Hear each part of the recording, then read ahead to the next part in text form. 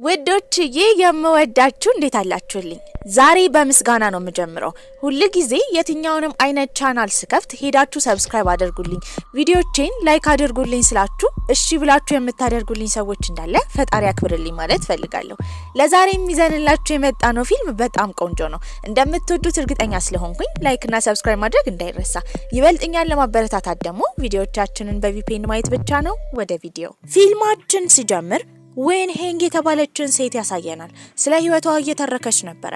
ታዲያ በልጅነቷ ከጠፋች በኋላ የማደጎ ቤተሰቦች እንዳሳደጓት፣ አሁን ግን ትክክለኛ ቤተሰቦቿን ስላገኘች ወደ ቤጂንግ ከተማ እንደሄደችና የድሮ ስሟ ሻውዩ እንደነበረ፣ አሁን ግን በእሷ ፋንታ ቤተሰቦቿ እሷ በጠፋችበት ጊዜ ሌላ ልጅ ወስደው ሲያሳድጉ ስለነበረና የራሷ ስም ለማደጎ ልጅቷ እንደተሰጠ እየተናገረች ነበረ።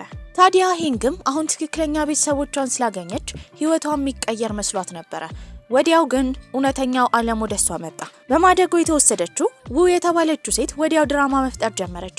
ራሷን ለማጥፋት እጇን እንደቆረጠችና ወደ ሆስፒታል መወሰድ እንዳለባት በመናገር ቤተሰቦቿ እየተዋከቡ ነበረ። ከሆስፒታል ከተመለሱ በኋላ አንድ ላይ እራት በሚበሉበት ጊዜ ደግሞ ው የተባለችው ልጅ መጮህ ጀመረች። አሁን ትክክለኛ ልጃቸው ወደ ቤት ስለመጣች እሷ እዚህ ቤት ውስጥ ምንም ቦታ እንደሌላት በመናገር እያለቀሰች ነበረ። የሄንግ ትክክለኛ ወንድሟ ሲጓን ራሱ የሚወደው በማደጎ የተወሰደችው ልጅ ነበረ። ምክንያቱም እሷ ነበረች ከልጅነቱ ጀምሮ አብራው ያደገችው። እዚህ ቤተሰብ ውስጥ ምንም አይነት ሰላም እንደማይኖር የተረዳው ታላቅ ወንድምየውም አንድ ሀሳብ ያመጣል።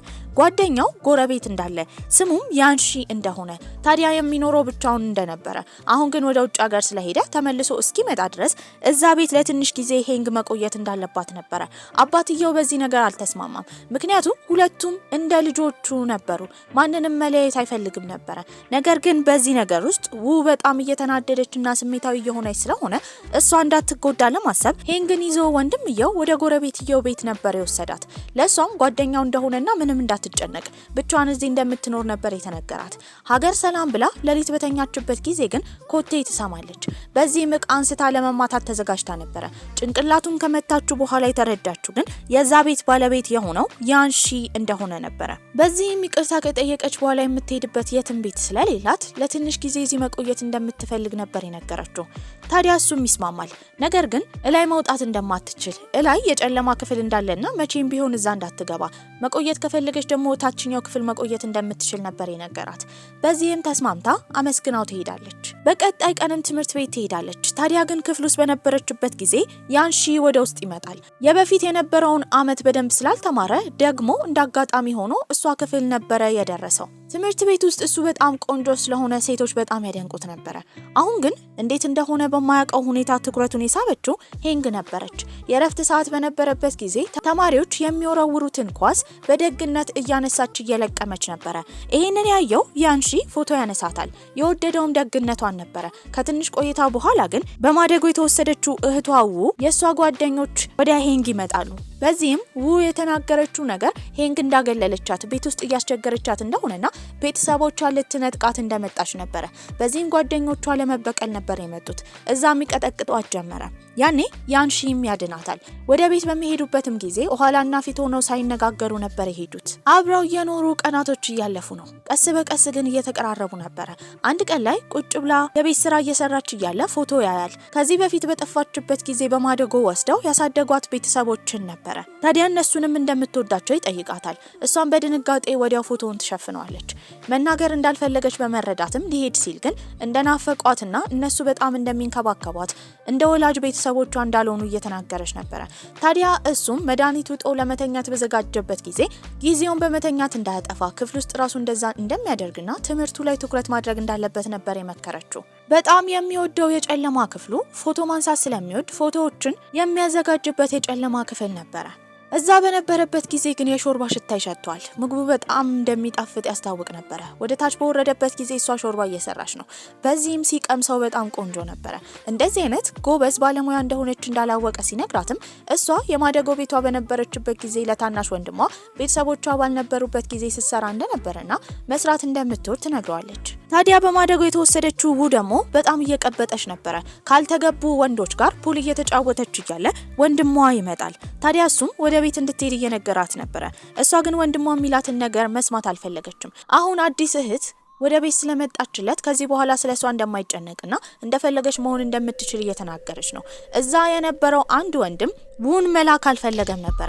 በዚህም ድብድብ ይነሳል። ወንድምየው ሲጓንም ምንም ስለ ህይወቱ ሳይሳሳ ብዙ ቢሆኑም መደባደብ ጀመረ።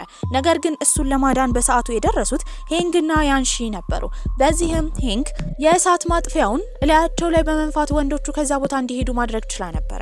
ወዲያው ደግሞ ያንሺ በሩን ይዘጋል። ከዛም ቦታ እየሮጡ ነበር ያመለጡት። ለትንሽ ጊዜ ልክ እንደ ጓደኛ ማቾች ደስተኛ ሆነው ነበር። ታዲያ ግን አንድ ውሻ መንገድ ላይ ያየችው ሄንግ ያንን ውሻ መውሰድ እንደምትፈልግ ትናገራለች። አሁን የምትኖረው ከያንሺ ጋር ስለሆነ የሱ ጓደኛ ሲጓንም ሲናገር የነበረው ያንሺ ውሻ እንደማይወድ ነበር። ነገር ግን ያንሺ እሷን ደስተኛ የሚያደርጋ ከሆነ ውሻው መውሰድ እንደምትችል ይነግራታል። ያንሺና ሄንግ ተቀራርበው ያየችው ደግሞ ድጋሚ መቅናት ጀመረች። የያንሺን ትኩረት ለመሳብ ብትሞክርም አልቻለችም ነበር። በዚህም በጣም ትናደዳለች። ቤትም በነበሩበት ጊዜ ለውሻዋ ስም ለመስጠት የተለያዩ ስሞችን እየጠሩ ነው። በመጨረሻም ያንሺ ግሬ ብሎ ይሰይማታል። ታዲያ የመጣው በመቀጠል ወንድሟ ሲጓን ነበር። በዚህም ሄንግ ወደ ቤት መመለስ እንዳለባትና አሁን ቡ ስለተረጋጋች ከእህቷ ጋር መገናኘት እንደምትፈልግ እየተናገረች እንደነበረ ይናገራል። በዚህ ነገር ግን እርስ በርስ እየተዋደዱና እየተመቻቹ ያሉት ሄንግና ያንሺ ደስተኛ አልነበሩም። በዚህም ያንሺ እሷ መሄድ እንደማትችል ታዲያ እሱ ውሻውን መንከባከብ እንደማይችልና ውሻ ስለሚጠላ በመቀጠል ደግሞ ውሻውን ይዛ ቤት ብትሄድ እንኳን ሲጓን የውሻ አለርጂ ስላለበት ይዛ እንደማትሄድና እዚህ እንድትቆይ ነበር ሐሳብ ያመጣው። ይሄንን ሐሳብ ደግፎ ሲጓን ይሄዳል። ሄንግም እዛ ስለቀረች በጣም ደስ ብሏት ነበር።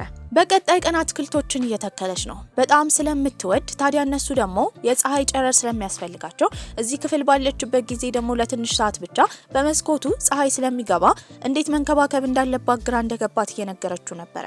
በዚህም እሱ ክፍል አጠገብ ሌላ ክፍል እንዳለና እዛ ደግሞ ብዙ የፀሐይ ብርሃን ስላለ እዛ መግባት እንደምትችል ይነግራታል። ያንን ክፍል ስታየው በጣም ወዳው ነበር። ታዲያ አሁን በጣም እየተቀራረቡ ነው። አንዳቸው ቀድመው ከእንቅልፋቸው ከተነሱ በግድግዳው አማካኝነት ድምጽ ያሰሙና አንድ ላይ ቁርስ ይበሉ ነበር። ታዲያ በቀጣይ ቀን በወጡበት ጊዜ ምናልባት ቁልፍ ከረሳች እሱ ቁልፉን የሚያስቀምጠው በሩ ላይ ስለሆነ ሁሌ እንድታየው ነበር የነገራት። በዚህም ተንጠራርታ ለመድረስ በምትሞክርበት ጊዜ ግን አልቻለችም ነበር። ያኔ እሱ ቁልፉን ለማንሳት ሲል ይቀርባት ጀመረ። በጣም ከመቀራረባቸው የተነሳ የልብ ምቱን ሁላ መስማት ችላ ነበር። እሱም እየወደዳት ስለሆነ ሊስማት ቢጠጋትም በማፈር እየሮጠች ትሄዳለች። እሱም ፈገግ ይላል። ይህንን ነገር ግን ከላይ ፎቅ ሆና ስታይ የነበረችው በጣም ትናደዳለች። በቀጣይ ቀን የወላጆች ቀን ነበረ። በዚህም ሄንግ እናቷን ይዛ መታ ነበረ። ወዲያው ግን የው ጓደኞች እናትየው እሷን ትታ አጠገብ እንድትቀመጥ አድርገው ነበር። በዚህም እሷን ብሎ ሊጎበኛት የመጣ ቤተሰብ ስለሌለ ሄንግ በጣም ከፍቷት ነበር። ወዲያው ግን የመጣው ያንሺ ነው። እሱም የሷ ወላጅ የሚቀመጡበት ቦታ ጋር ከተቀመጠ በኋላ ዘመዳማቾች እንደሆኑ ለሷ እንደ ወላጅ መሆን እንደሚችል ነበር ለመምህሩ የተናገረው። በዚህም እሷ በጣም ደስ ይላታል። አመሻሽ ላይም አንድ ላይ ምግብ እየበሉ ነበር። ታዲያ ሲጓንም የሱ ጓደኛም ያንሺም እሷን በሚቀምሱት ምግብ በጣም ወደውት ነበር። በዚህም ጓደኛቸው ሄንግን ያንሺ መውደዱ ምንም እንደማያስገርም ምግብ መስራት ላይ በጣም ጎበዝ እንደሆነች እየተናገረ ነበር። ሲጓንም ምግቧን በጣም ወዶት ነበር። በዚህም ደስተኛ ሆኖ ሳለ ወዲያው ስልክ የደወለችው ነበረች። ማልቀስ ጀመረች። ስትናገር የነበረውም ሄንግ ከዚህ ቀደም አብረን ፓርክ ውስጥ እናሳልፍ ብላ እንደቀጠረቻት ታዲያ ግን እስካሁን እንዳልመጣች ለሰዓታት እዛ እንደቆመችና በጨለማው አማካኝነት በጣም እንደፈራች እየተናገረች ነበር። ስታለቅስ ስለነበረ እስካሁን ሄንግን ያልተናገራት ሲጓን በጣም ይናደዳል። አስመሳይ እንደሆነችና እህቱን እየተበቀለች እንደሆነ ወደዚህም የመጣችው የእህቱን ህይወት ለማመሰቃቀል እንደሆነ በመናገር ተናዶ ነበር የሄደው። ምንም የማታውቀው ሄንግን በጣም ደንግጣ ትከተላቸዋለች። ውን እንዳገኛት ያጽናናት ጀመረ። በዚህም ሲጓን ሲናገር የነበረው ሄንግን እንደ ቤተሰብ መቼም ቢሆን እንደማያዩት ከልጅነት ጀምሮ ያደገችው ስለሆነች እሷ ለቤተሰቡ ቅድሚያ እንደሚሰጣት እንጂ መቼም ቢሆን ሄንግ እህቱ እንደማትሆን ሚውዳት እየተናገረ ነበር።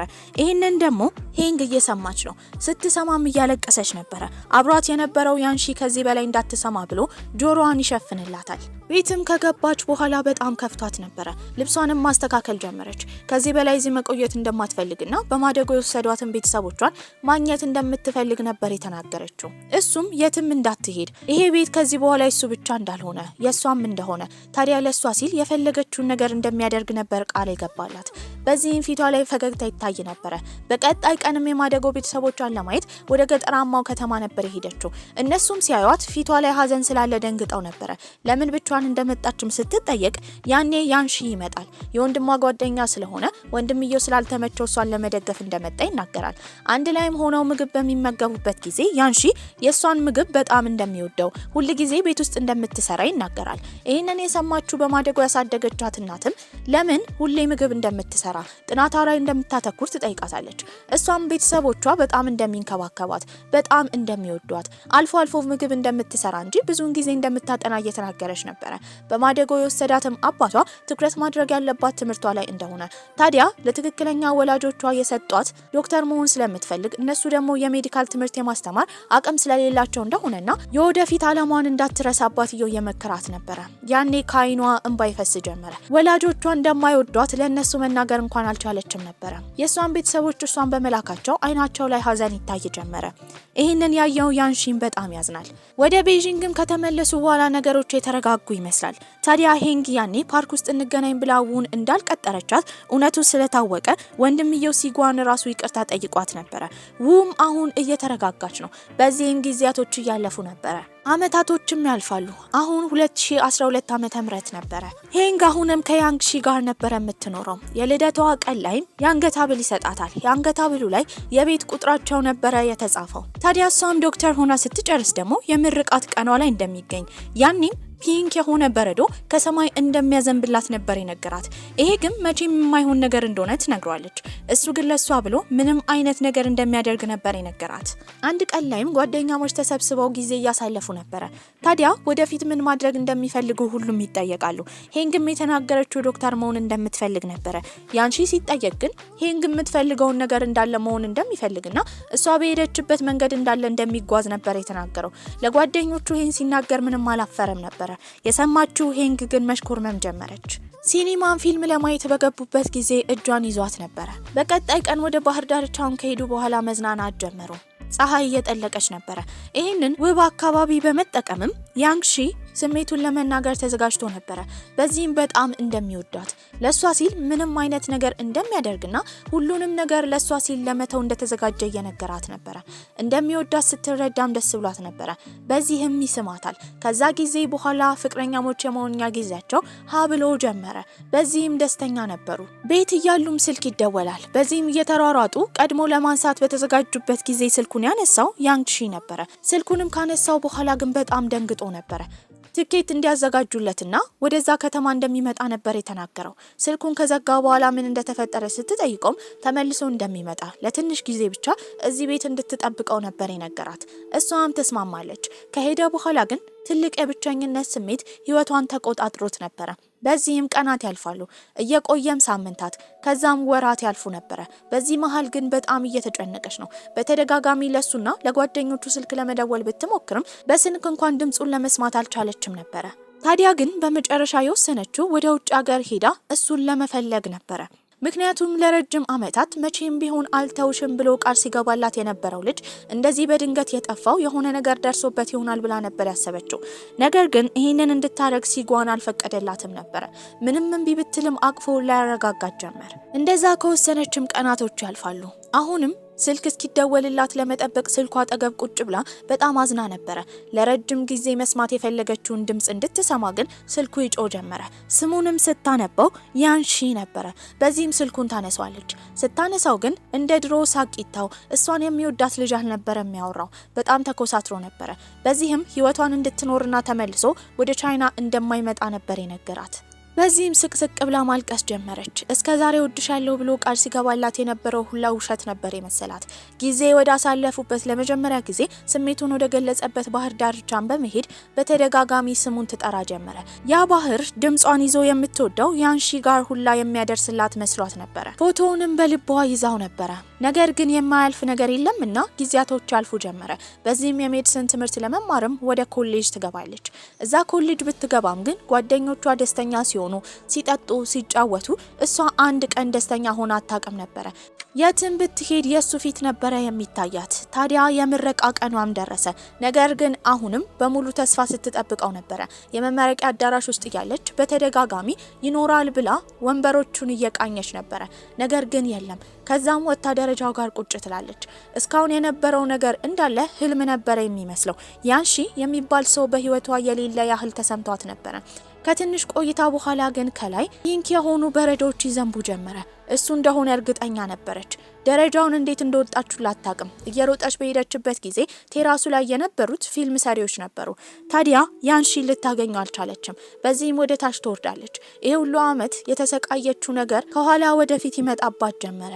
ከዚህ በላይ ቁስል መሸከም ስለማትችል እሱ ለልደቷ የሰጣትን የቤታቸውን ቁጥር ያዘውን የአንገት ሐብል በጥሳ ወደ መሬት ትጥለዋለች። እሱ ቃሉን ሳይጠብቅ እሷ ቃሏን መጠበቅ እንደማትፈልግ ነበር የተናገረችው። ታዲያ እሱን ረስታ ህይወቷን መቀጠል ጀመረች። አሁን ላይ በጣም ታዋቂ ሰርጅን ሆና ነበረ። ታዲያ ፍቅረኛም ይዛለች። በዚህም ወንድሟ ሲጓል ሊያገባ ነው። ሁሉም አንድ ላይ ተሰብስበው ስለ ሰርጉ እያወሩ ነበረ። በዛ ሰዓት ግን በር ይከፈታል። ለዘላለም ስትጠብቀው የነበረውን ሰው ነበረ ፊት ለፊቷ ያየችው። እሱም ያንሺ ነበረ። ምንም እንዳልተፈጠረ ጓደኛሞች ሲያወሩ ስትሰማ ግን እሷ ግን ደርቃ ቀርታ ነበረ። ከዚህ በላይ የሚያወሩትን መስማት ስላልፈለገች ተነስታ ትሄዳለች። የእሷ ጓደኞች ግን ምንም አልደነገጡም ነበረ። ያንሺ እንደሚመጣ ያውቁ ነበረ። ከትንሽ ቀናትም በኋላ ለሷ ሊያስረዳት የሚፈልገው ነገር ስላለ ወደምትሰራበት ሆስፒታል ነበረ ሄደው። ሊያናግራት ቢፈልግም ለመመለስ ፍቃደኛ አልነበረችም። ወዲያው ፍቅረኛዋ ፌባይ ይመጣል። በዚህም ፌባይ ፍቅረኛዋ እንደሆነ ከያንሺ ጋር ታስተዋውቋለች። ያኔ ልቡ ስንጥቅ ይላል። በመናደዱም የተነሳ አዝኖ ነበረ ከዛ ቦታ ምንም ሳይናገር የወጣው። በቀጣይ ቀንም ከቤቷ ከፍቅረኛዋ ጋር በምትወጣበት ጊዜ እዛ ቤቷ አጠገብ ያንን አፓርታማ ያንሺ ተከራይቶ ነበረ። በተደጋጋሚ የሱን ፊት ያየው ፍቅረኛዋ ፌባይ ያንሺ ፍላጎቱ ምን እንደሆነ ይጠይቋል። ያኔ እሷ ቀደም ብላ የትምህርት ቤት ጓደኛዋ እንደሆነና ሌላ ምንም ግንኙነት እንደሌላቸው ነበረ ስለ ያንሺ የተናገረችው። አንድ ቀን አመሻሽ ላይ ባር ውስጥ ቁጭ ብላ እየጠጣች ነበረ። ያኔ የመጣው ያንሺ ነበረ። በዚህም ፊት ለፊቷ ስታየው በጣም ደክሟት ነበር። ታዲያ እሱም ወደ ድሮ ቤታቸው እንዲሄዱ ለአንዴ ብቻ ሊያስረዳት የሚፈልገው ትልቅ ነገር እንዳለ እየነገራት ነበር። ዝም በል! ለብዙ ጊዜያቶች ስጠብቅ ነበረ። ቁስሌ አብቅቷል ብዬ ጠባሳይን ሽሬ ወደፊት ለመሄድ ስሞክር ደግሞ ለአመታት የደበኩትን ቁስል ልትነካካብኝ ተመልሰ መጣ አይደል? ቆይ ደስተኛ እንድሁን ለምን አትፈቅድልኝ? ልንገርህ አይደል? ድሮ ነው ልቤ ውስጥ የሞትከው። እንዲህም ካለች በኋላ ጥላው ትሄዳለች። እሱም በሀዘን ተሰብሮ ቆሞ እያያት ነበረ። ውጪም ቁጭ ብላ እያለቀሰች በነበረችበት ጊዜ ፍቅረኛዋ ፌባይ ይመጣል። ታዲያ ምን እንደሆነች እንደተረዳ ያንሺ ማን እንደሆነ እንደሚያውቅ ለአመታት የጠበቀችው ልጅ እሱ እስከሆነ ድረስ ለአንድ ጊዜ እንኳን እድል ሰጥታ ማናገሩ ተገቢ እንደሆነ እየነገራት ነበረ። እሷም ከዚህ በላይ ማስመሰል አልፈለገችም። ከፌባይ ጋር ያላት ግንኙነት ያን ያህል እንዳልሆነና መቆም እንዳለበት ነበር የነገረችው። በዚህም እዛው መንገድ ላይ ከፍቅረኛዋ ጋር ትለያያለች። በቀጣይ ቀንም የአፓርታመንቱ ጠባቂዎች ጎረቤቷ ከቤቱ ውሃ እየፈሰሰ እንደሆነ ነበር የተነገራት። በዚህም ቁልፉን የሚያስቀምጥበትን ቦታ ስለምታውቅ በሩ ጋር እጇን በመስደድ ቁልፉን አውጥታ ወደ ውስጥ ስትገባ ያየችው ማመን አቃታት። ቤቱ በሷ ፎቶዎች የተጥለቀለቀ ነበረ። እያንዳንዱ ያሳለፈቻቸው ጊዜያቶች በፎቶ መልክ ቤት ውስጥ ተሞልቶ ነበረ። ይባስ ብሎም ያኔ ቃሉን ስላላከበረ ተናዳ የበጠሰችው የቤታቸው ቁጥር ያለበት የአንገት ሐብል እዛው ተንጠልጥሎ ነበረ። እንዴት እዚህ ሊኖር እንደሚችል ግራ ገብቷታል። በዚህም ቀጥታ ያንን አንገት ሐብል ይዛ የሄደችው ወንድሟ ሲጓን ጋር ነበረ። ታዲያ እስከዛሬ እንደሚያውቅ እስከዛሬ ፎቶ እያነሳ የሷን ፎቶ ሲልክ የነበረው ወንድሟ እንደሆነ እንደምታውቅ እየነገረችው ነበረ። እሱም በመጨረሻ ታሪኩን ለመናገር ይገደዳል። ታዲያ ያንሺ የተደወለለት ከእናቱ እንደነበረ እናትየው ለፍቅረኛዋ ብላ ሁሉ ነገሯን እንደተወች ነገር ግን ፍቅረኛዋ ትቷት ሌላ እንዳገባ ከዛ ጊዜ በኋላ ምንም ወደፊት ህይወት ያልታያት እናትየው አማ እንደነበረ እሷን በማስታመም ሁኔታ ውስጥ በነበረበት ጊዜ የሆነ ጊዜ ላይ ለአባቱ ደውል ብላ እናትየው ስታስቸግረው ስልክ ለመደወል በሞከረበት ጊዜ እናትየው ራሷን ለማጥፋት ከህንጻው ላይ ትወድቃለች። ለመጨረሻ ጊዜ ሞትን እንደተቃረበች ሲገባት የጮኸችው ጩኸት በተደጋጋሚ ጆሮ ላይ ሲያቃጭል ነበረ። ከዛ በኋላ ከባድ የአእምሮ በሽተኛ ሆነ። በዚህ ህመም ውስጥ ያለው ያንሺ ምንም ቢሆን ሲያስታውስ የነበረው የእናቱን የመጨረሻ ጩኸት ነበረ። ለመዳን ሲሞክር በተደጋጋሚ እየታመመ ነበረ። ታዲያ ሄንግ እንዳረሳችው ያክስቱ ልጅ እየተንከባከበው ስለነበረ ልክሱ ሲነግረው ያኔ ነበረ ለሷ ይደወለላት። በደወለላትም ጊዜ ወደ ቻይና ተመልሶ እንደማይመጣና ህይወቷን እንድትኖር ያደረገው በራሱ ህይወት ተስፋ ስለቆረጠ ነበረ። ከህመሙ ግን ሊድን አልቻለም። ጊዜያቶች ባለፉ ቁጥር ግን እየጠነከረ መጣ። በዚህም እውነታውን ከተረዳች በኋላ የሄደችው ወደ ባህር ዳርቻው ነበረ። እየሮጠም ያንሺ ይመጣል። ወንድሟ ሲጓን ሁሉን ታሪክ እንደነገራት ይጠይቃታል። እሷም ሁሉን ታሪክ እንደሰማች ታዲያ ለምን ወደ እሷ እንዳልመጣ እየጠየቀችው ነበረ። ታዲያ እሷ በሚኖራት ማንኛውም ጊዜ ግን ለልደቷም ሆነ ለምርቃቷ ተገኝቶ ነበረ። እሷ እንዳታየው ግን እየተደባበቀ ነበረ። ምክንያቱም ከባድ በሽታ ውስጥ ስላለ በዚህ ሁኔታ ውስጥ እሷን ማስጨነቅና ማስቸገር እንዲሁም ዶክተር ከመሆን አላማዋ የሚያስተጓጉላት ስለመሰለው ነበረ። የአንገት ሐብሉን በበጠሰችበት ጊዜ ደግሞ በቦታው ነበረ።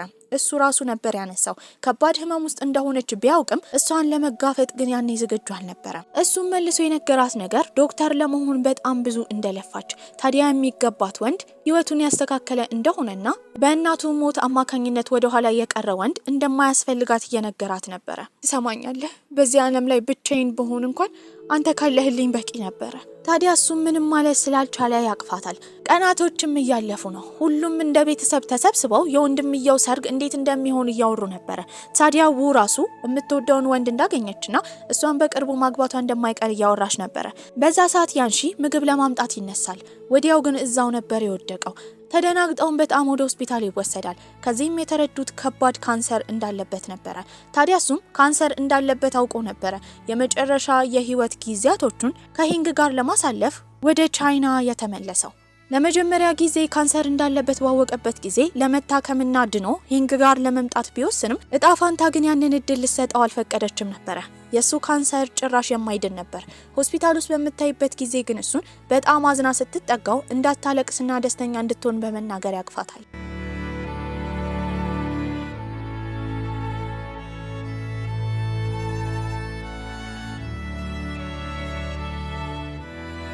ከሆስፒታልም ወጥቶ ቤት መሄድ እንደሚፈልግ ነበር የነገራት። አልጋ ላይም ተኝታ በነበረበት ጊዜ አጠገቧ እሱን ታጣዋለች። ቀጥታ ሄደችው ወደ ጨለማ ክፍል ነበረ። እዛም የተለያዩ ፎቶዎች ነበር ያየችው። ታዲያ ፎቶዎቹን ለምን እንደሚያትም ስትነግረውም የመጨረሻ እስትንፋሱን ፎቶዎች እያየ መሞት እንደሚፈልግ ነበር የነገራት።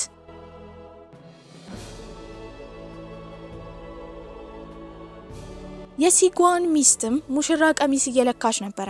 ታዲያ ሚዜ የነበረችው ሂንግም የሙሽራ ቀሚስ ትለካለች። ታዲያ ከያንሺ ጋር ህይወቷ ቢቀጥል ምን አይነት ሚስት መሆን እንደምትችል እያሰበች ነበረ። አመሻሽ ላይም ያንሺ ሁሉንም ጓደኞቹን ይሰበስባል። ከዚህም ከመሞቱ በፊት 3 ምኞቶች እንዳሉት ነበር የተናገረው።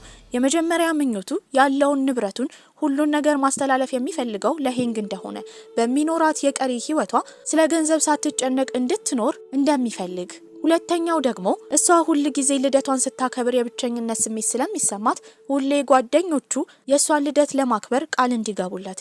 ሶስተኛው ደግሞ እሱ ከሞተ በኋላ መቼም ቢሆን የእሱን ስም እንዳያነሱ እሷ ረስታው በሰላም እንድትኖር እንደሚፈልግ ይናገራል። ወዲያው ግን ሂንግ የእሱን ስም ትጠራለች። በዚህም ወዲያው እንባውን ይጠራርግ ጀመር። ያንን ጨለማ ምሽት ርችትና በተለያየ ብርሃኖች አድምቀው ጥሩ ጊዜ ያሳልፈው ነበረ።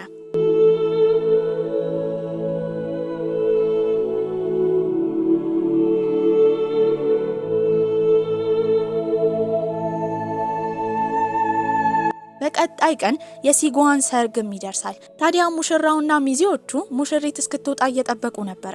በአሁኑ ግን በሲጓን ሚስት ፋንታ የወጣችው ሂንግ ነበረች። የሙሽራ ቀሚሷንም አድርጋ ቆንጆ ሆና ነበረ።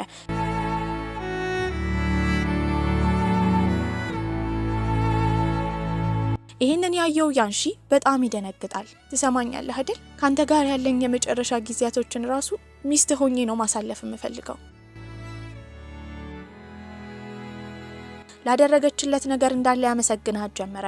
እሷም ታቅፈዋለች። በዛ ሰዓት ያሳለፉትን እያንዳንዱን ነገር እያስታወሱ ነበረ። በዚህም ሁሉም ደስተኛ ሆነው እየሳቁም እያለቀሱም ነበረ። አንዳንድ ጊዜ ወደፊት የሚፈጠረውን ነገር ማወቅ የለብንም። ዛሬን ግን በቻልነው መጠን በደስታ ማሳለፍ አለብን። በዚህም ማስተላለቅ ፊልማችን እዚህ ላይ አብቅቷል። ደህና ቆዩልኝ።